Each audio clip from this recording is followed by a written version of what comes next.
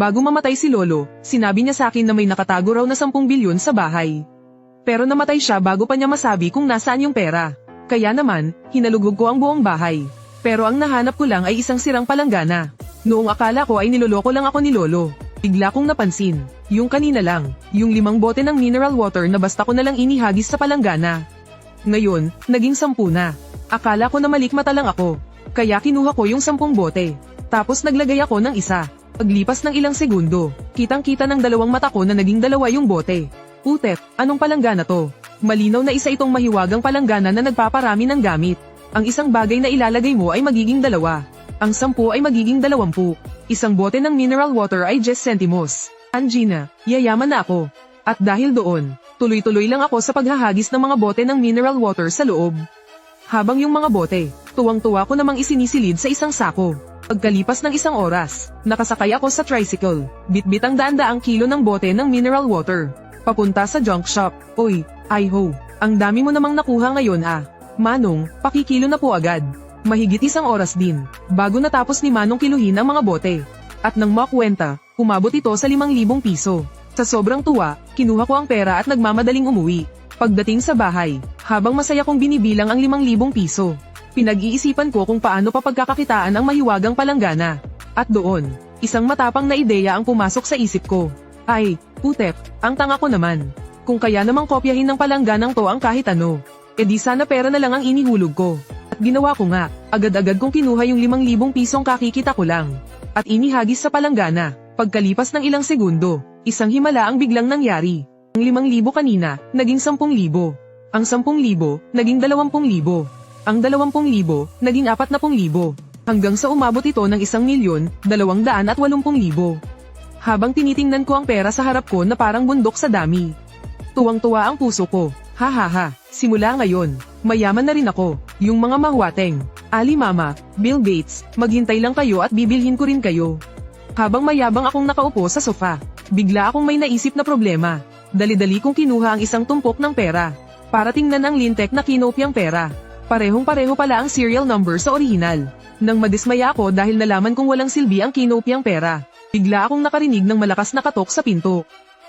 Buksan mo tong pinto at magbayad ka ng utang mo. Nako, si Kuya Tiger. Si Kuya Tiger ay isang siga dito sa amin. 1 taon na ang nakalipas. Gusto kong regaluhan ng iPhone ang babaeng pinapangarap ko. Dahil wala akong pera noon. Nanghiram ako ng pera kay Kuya Tiger. Habang nag-aalangan ako kung bubuksan ko ba ang pinto o hindi, biglang sinipa ang pinto at bumukas. Kuya Tiger, di ba ang usapan natin noon? Sinong gago ang nakipag-usap sa'yo? Hoy bata ka, nakasulat to sa kontrata ng utang mo. Malinaw na malinaw ang pagkakasulat. Kung hindi mo ibabalik sa akin ngayon ang 200,000 kasama ang interes. Huwag ka nang umasang makakalabas ka pa sa pinto na to. Kuya Tiger, hindi po ba dapat 160,000 lang ang utang ko sa inyo? 160,000 plus kaming 4 na pumunta rito para maningil sa'yo. Bawat isa sa amin, may 10,000 bayad sa abala. Hindi naman siguro sobra yun, di ba? 5,000 na lang po ang pera ko. Pwede niyo po ba akong bigyan ng ilang araw pa? Bigyan pa ng ilang araw. Mula pa noong 1 taon, binigyan na kita ng 1 buong taon. At hindi ka pa rin nakapagbayad. Pero Kuya Tiger, 10,000 lang po ang hiniram ko sa inyo.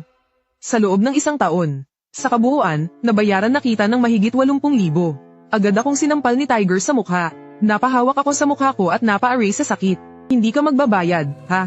Mga tauhan, bugbugin nyo to, hindi pa man niya natatapos ang sinasabi. Biglang nakita ni Tiger sa sofa sa sala. Ang isang tumpok ng pera na parang maliit na bundok. Gago, di ba sabi mo wala kang pera? Ano yan? Doon ko lang naalala, yung 1,280,000 cash na kakokopya ko lang. Pero pare-pareho ang serial number ng perang yun. Hindi pwedeng gastusin. Boss Tiger, nagbibiro lang naman po ako kanina sa inyo. Kakabenta lang po ng tatay ko ng bahay. Yung pera po sa sofa, yun po yung pinagbentahan. Sa dami ng perang nakikita niya, namula na ang mga mata ni Tiger. Oo nga pala, ayon sa kontrata natin. Ngayong araw, lampas ka na ng 1 araw sa due date. Hindi sapat na magbayad ka lang ng 200,000. Kailangan ko pang magdagdag ng 50,000 processing fee. Kulang pa po yung 50,000. Lahat ng kamag-anak at kaibigan ko, ayaw akong pautangin. Kayo lang po ang nag-iisang nagtiwala sa akin. Itong pera, bukod po sa principal. Yung matitira, ituring nyo na pong pasasalamat ko sa inyo. Lahat-lahat, 1,280,000. Bayad na po ang utang ko. Ano po sa tingin nyo? Hahaha, sabi ko na nga ba, hindi ako nagkamali sa'yo. Marunong ka palang tumano ng utang na loob, bata ka. Ganito na lang, tatanggapin ko muna itong pera.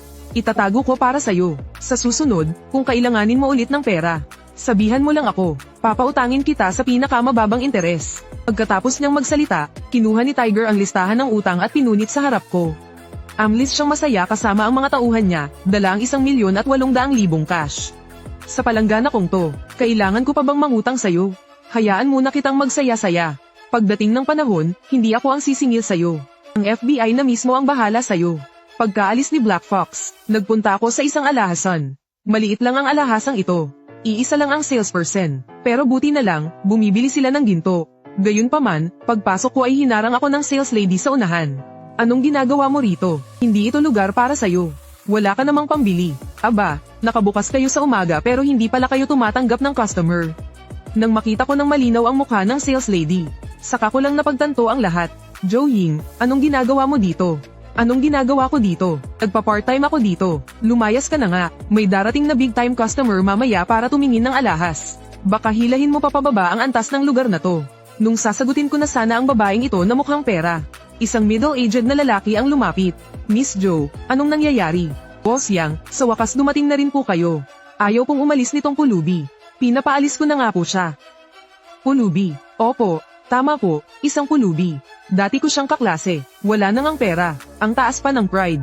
Nang utang pa yan sa 5 hanggang 6 para lang may bili ng iPhone yung best friend ko. Ayun, hindi na nakabayad. Kaya nag-drop out siya at namulot na lang ng basura. Siguradong pumunta yan dito para magnakaw. Hindi ko na pinansin ang sinabi ni Joe Ying. Tinuro ko na lang ang isang gold bar sa loob ng display counter. Bibilhin ko to. Sir, ilang libo po ang halaga niyan? Sigurado po ba kayo? Dahil sa pride mong yan kaya ka naghihirap. Hindi ka pa ba nadadala, ha? Nasa totoong mundo ka na. Wala ka na sa eskwelahan. Nabayaran mo na ba yung utang mo sa 5 hanggang 6? Tapos bibili ka pa ng gold bar. Hindi to bakal, no. Magkano 1 kilo? Boss, magtitinda ka pa ba? Hindi para sa'yo ang tinda ko. Dahil lang magkaklase tayo dati. Para hindi ka na mapahiya. Umalis ka na, buwisit. Itong 10 gramong gold bar.